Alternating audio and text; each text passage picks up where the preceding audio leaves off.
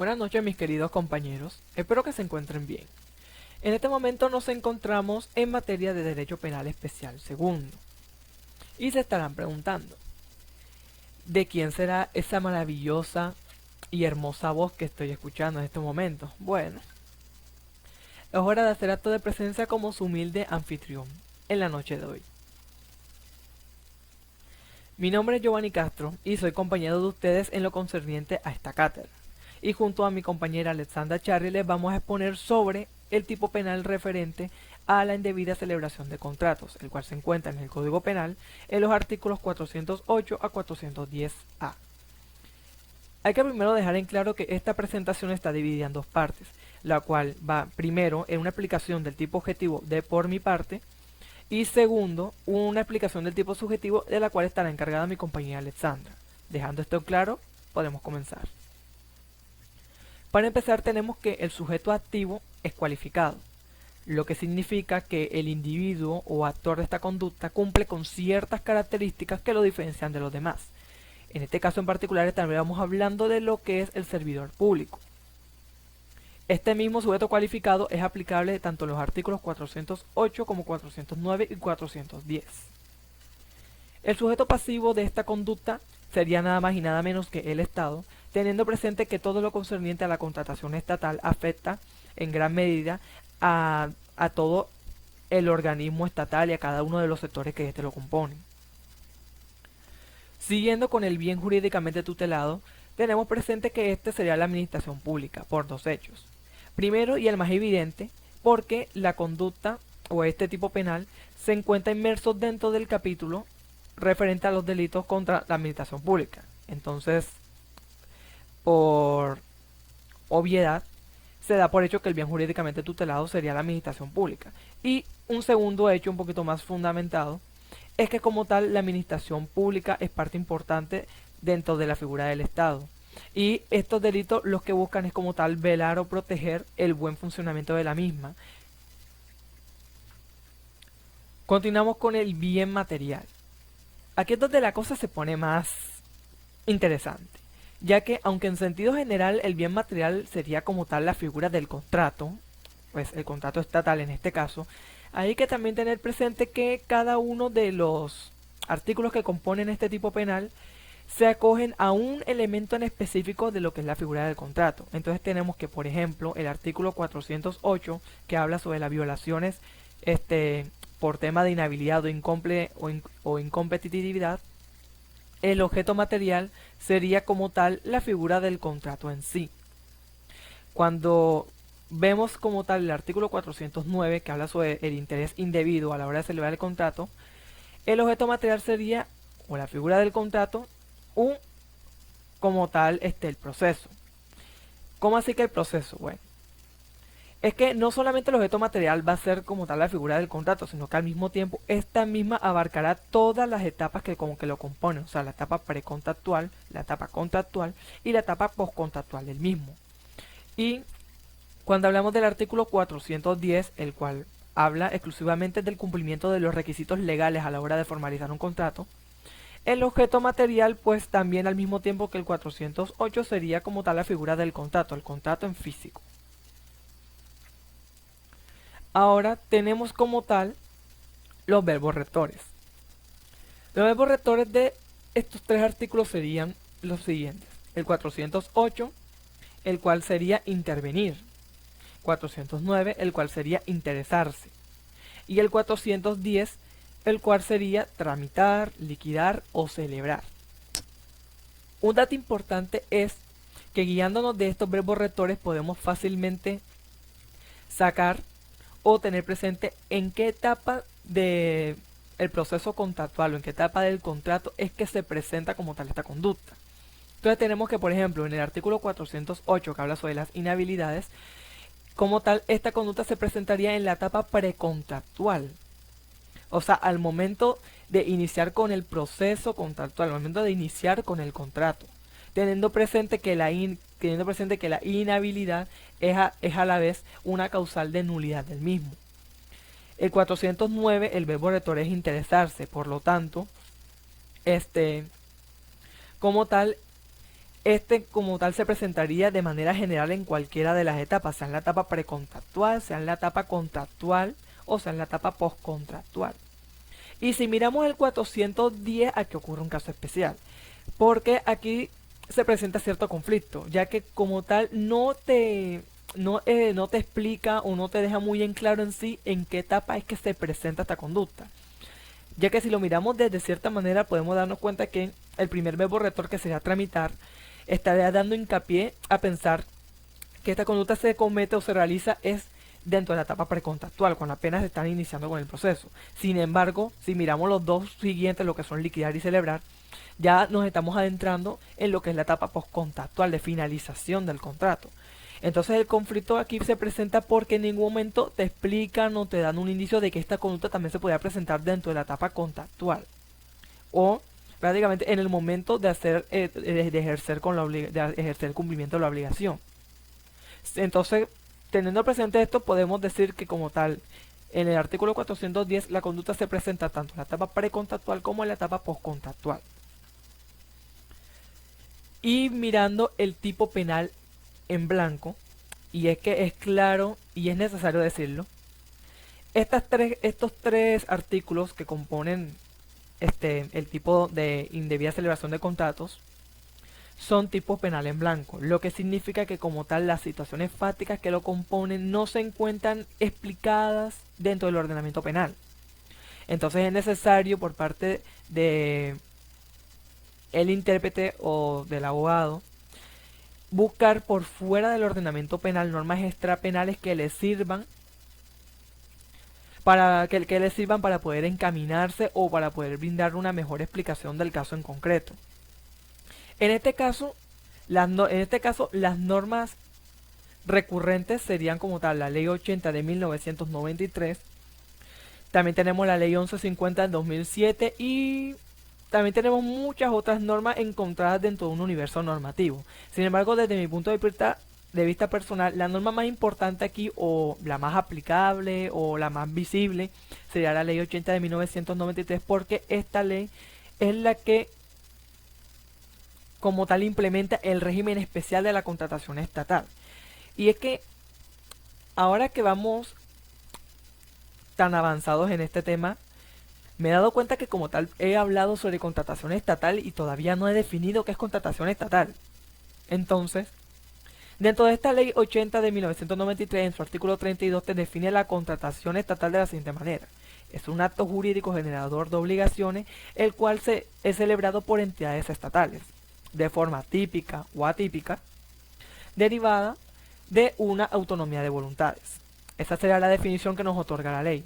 Por lo tanto, podríamos sintetizarla o podríamos dejar en claro que como tal una contratación estatal sería simplemente un acuerdo de voluntades entre entidades del Estado encaminada a la realización de obligaciones. Al mismo tiempo, esta misma definición nos deja ver como tal un criterio orgánico diferenciador, ya que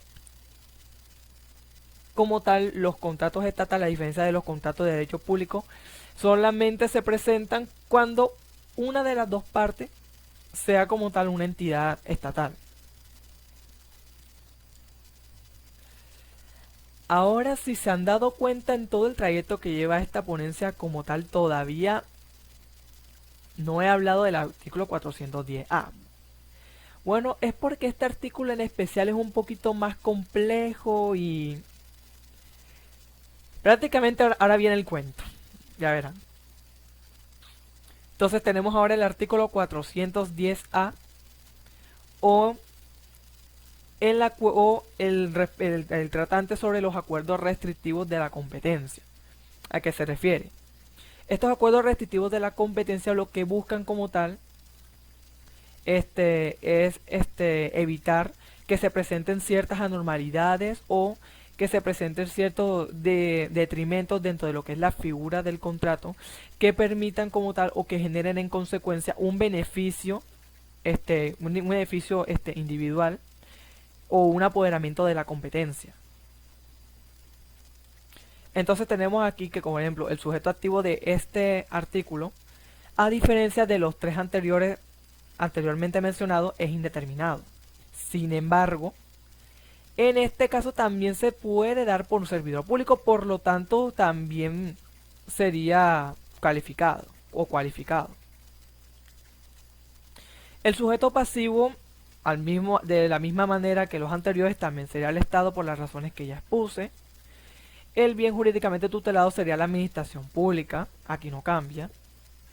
El bien material, como ya se les había dicho, es en general la contratación estatal, pero específicamente hablando individualmente, aquí lo que pasa es que el bien material de los acuerdos restrictivos de competencia como tal es el momento de la presentación de selección del contratista en los formatos de licitación pública, de subasta pública o de concurso. Estos mismos textualmente dentro del artículo 410A. Entonces tenemos como tal el tema del tipo en blanco. Sé que en un principio yo dije que como tal las conductas referentes a la indebida celebración de contratos son en realidad un tipo en blanco, pero el artículo 410A es una excepción a esta norma, ya que si se dan cuenta aquí presente, la ley 1474 del 2011, exclusivamente su artículo 27, proclamó como tal la inclusión de este artículo dentro del Código Penal. En pocas palabras, ya como tal este artículo ya está presente dentro del ordenamiento penal, a diferencia de los anteriores que no se encontraba inmerso en el ordenamiento penal, sino que simplemente fueron interpretaciones o fueron acogidos por otros ordenamientos aparte. Y tenemos el verbo rector, que sería concertar. Y una característica o un dato curioso que podemos notar acá es que si en un principio habíamos dicho que el sujeto activo era indeterminado y pues sería singular, ya que todas las conductas que he mencionado hasta el momento son singulares, teniendo presente que la palabra o el verbo rector aquí es concertar, se podría dar a entender que entonces estaríamos frente a un sujeto activo plural o un sujeto plurisubjetivo, en el sentido de que es una conducta que no solo la va a cometer una sola persona, sino que también la van a cometer una, dos o más personas.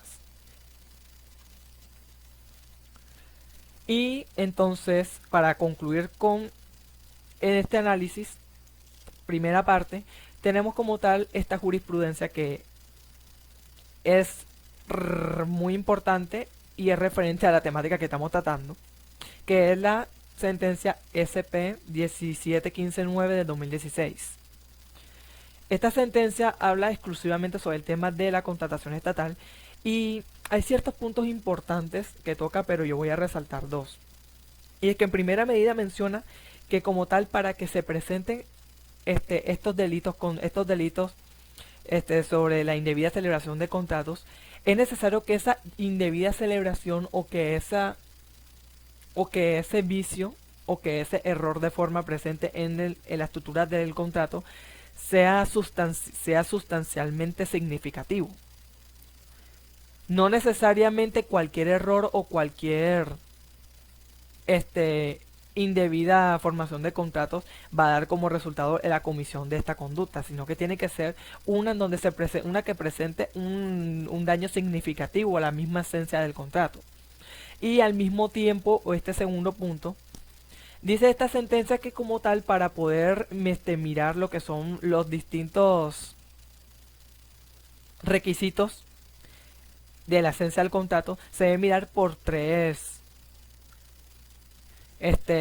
puntos importantes, los cuales son en primera medida el tema de como tal la esencia del contrato y de al mismo tiempo las inhabilidades que de este pueden provenir por cualquier error o por cualquier mala práctica del mismo. Un segundo punto que hace referencia a el tema de el pleno seguimiento de los requisitos y la verificación y vigilancia del cumplimiento de los mismos a la hora de celebrar el contrato. Y un tercer punto que sería como un acápite y al mismo tiempo estaría acogiendo los dos anteriores, ya que prácticamente estaría dando por hecho que como tal la esencia del contrato va encaminada no solo como tal al cumplimiento de las obligaciones del mismo, sino que al mismo tiempo estas van ínfimamente relacionadas con los requisitos legales establecidos. y al mismo tiempo el mismo incumplimiento de los mismos va a generar como tal estas causales que pueden dar por terminado un contrato.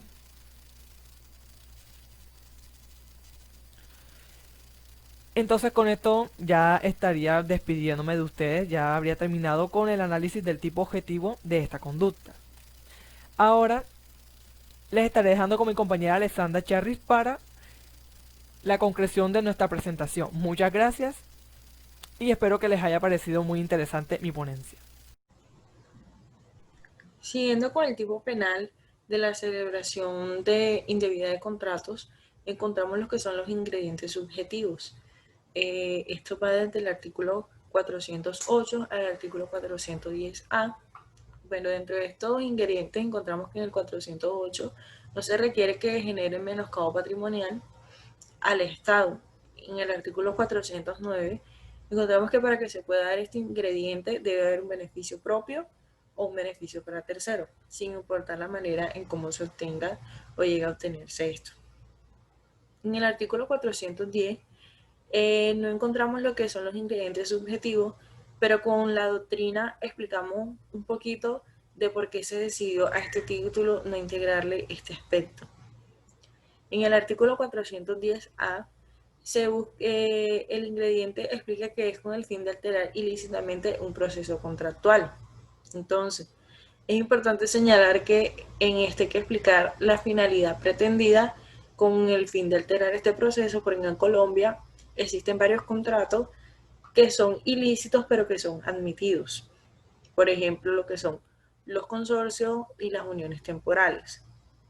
Dentro de estos artículos también encontramos que son de mera conducta, es decir, que no esperan un resultado, no es necesario que haya un resultado de estos delitos para que pueda configurarse. Dentro del tipo subjetivo encontramos que son dolosos debido a que los servidores públicos, a excepción del 410 que ya mi compañero se los explicó, de que son los sujetos activos son indeterminados, las personas tienen un fin y con este fin van en detrimento del interés colectivo. Entonces se puede decir que son dolosos. Dentro de la doctrina encontramos el libro de lecciones de Derecho Penal, parte especial, delitos contra la administración pública de Antonio José Cancino. Entonces en esto nos basamos en dos artículos principales que son el 408 y el 410. En el 408 nos explica de que el servidor público debe cometer este delito en el ejercicio de sus funciones. En caso tal no lo haya cometido en sus funciones, se puede decir que es un usurpador. Y si es un usurpador, no estamos frente al delito del artículo 408, sino en otro diferente. La comisión redactora aclaró el fin con el cual se reguló, se redactó este artículo y dice que el Estado, en este Estado social de derecho, se ha encontrado en un campo inmerso de lo privado. Entonces se llega ahí a través de la prestación de servicio, y la prestación de servicio previamente debe tener una celebración de contrato para obtener esos fines. Esa celebración de contratos por lo general tiene unas grandes sumas de dinero y es aquí donde entra el derecho penal. Cuando los servidores públicos, las personas que están encargadas de administrar esto para obtener ciertos fines, lo incumple deberes fundamentales y esto va en detrimento de los intereses colectivos. Entonces, lo que hace este artículo es regular el antes, el durante y finiquitado el contrato. Dentro del artículo 410 encontramos lo que son los requisitos esenciales, y dentro de los requisitos esenciales son todos aquellos necesarios para que nazcan a la vida jurídica un contrato y que estos tengan plena validez, pues para que se entren al mundo y todo esto. Pero en los contratos administrativos no solamente deben tener validez para nacer a la vida jurídica, sino también para que haya una eficacia en su ejecución. Entonces, existen unos casos, que son los casos de urgencia manifiesta, donde se puede prescindir, o sea, no es necesario que se cumplan a cabalidad cada uno de los requisitos esenciales, pues para que puedan hacer a la vida jurídica. Ya hemos explicado de que el artículo 410 no contenía el ingrediente subjetivo y este se hizo prácticamente porque buscaban analizar más allá del ánimo de lucro que querían obtener los servidores públicos y se centraron más en el efecto que producía no cumplir a cabalidad cada uno de estos requisitos que se requerían. Entonces, nos explicaban también que existen solemnidades que son relativas y que estas van de acuerdo a la cuantía y a los términos. La urgencia motivada debe estar en un acto administrativo motivado, explicando el porqué y todo lo que esto conlleva.